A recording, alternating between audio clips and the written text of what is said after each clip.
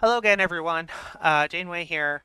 Going to talk about another deck that I've been commonly seeing throughout this season, at least in the bracket that I'm in. And this is a move deck. Self-move deck might be a better way to say it, although some people will put in cards that will move opponents' cards, but push that aside for the moment. And so this is by no means the full gambit of cards. Unlike the other two decks that I showed previously, where I had most of the cards that were needed to really build them, this one I'm feel I am missing a few kind of key pieces. So basically, how this deck works is you put out cards that benefit from moving, things like Multiple Man, things like the Vulture, things like Craven, and then you throw in cards that can end up moving. Um, uh, Moving cards to take advantage of these kind of things. So some people will use Iron Fist to punch another one to the left. People will use Human Torch that I do not have, because whenever this moves, it doubles its power. So you could easily do a 1-2 combo there where you put out Iron Fist, put out Human Torch, and now he's a 4 power. Um, you can also use things like Cloak, where uh, players can move to the specific location, and so like multiple land could potentially multiple. Human Torch can double its power, etc. Um, on the higher end of things, the most common I've seen is Heimdall, which will shift everything to the left. Uh, this card can be a blessing or a curse because when one uses this, you may end up losing the rightmost field because a lot of cards have shifted. You may end up losing the middle field if the wrong cards get shifted. And so one has to be really careful when they end up using Heimdall because you go from winning to losing depending on uh, how great the push was. Um, Less commonly, I've seen Magneto in these kind of decks. I'm not really sure why, because it doesn't particularly help him double or help improve those cards that increase when they move or multiply when they move.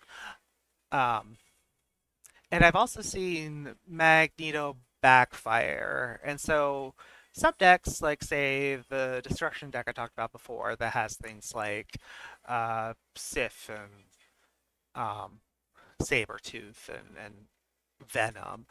Uh, when Magneto goes into play, as many 3 and 4 cards that can be used go to that location. And so what could potentially happen is if you're not paying attention well enough to what the enemy's field is, you could drag 3s and 4s that um, overpower uh, Magneto's side of field to play while still maintaining control over one of at least one of the other two fields, and you lose the game simply by using this.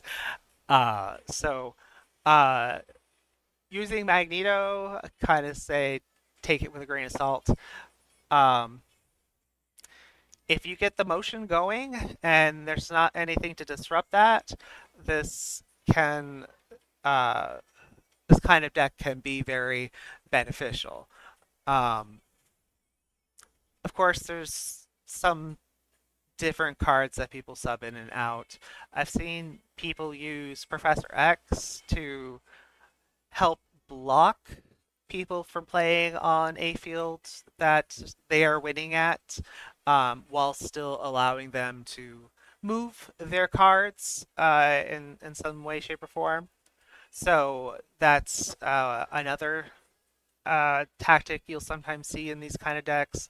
Sometimes you'll see something like Captain Marvel, where she'll move to a place that she thinks that is will give you the game. Um,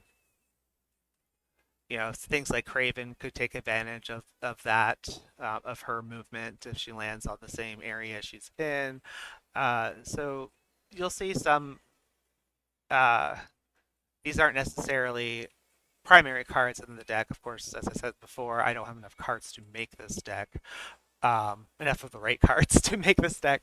But you'll sometimes see those swapped in for like those kind of reasons.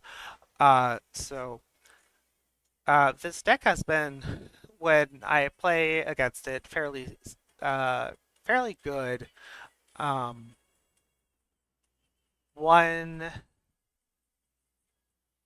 has to either find a way to stop them from moving, which can be very challenging, or uh, just overpower them without just overpower them with your own cards. And so, you're either racing to the top in power, or you're finding a way to limit access. That could be with a field change, for example. So some fields will give cards negative power if they are moved there. Some fields will make it so people can't move cards there, just flat out. And so, um, there can be some field advantages to help you defeat this kind of deck. And of course, with any deck, if they draw the wrong cards, or cards that don't really work well together, like say you got all the movers but none of the cards that benefit from moving, or if you got or vice versa, that could be a problem. But this is another deck that I've seen regularly, and is worth keeping in mind as you uh, begin or continue your journey through Marvel Snap.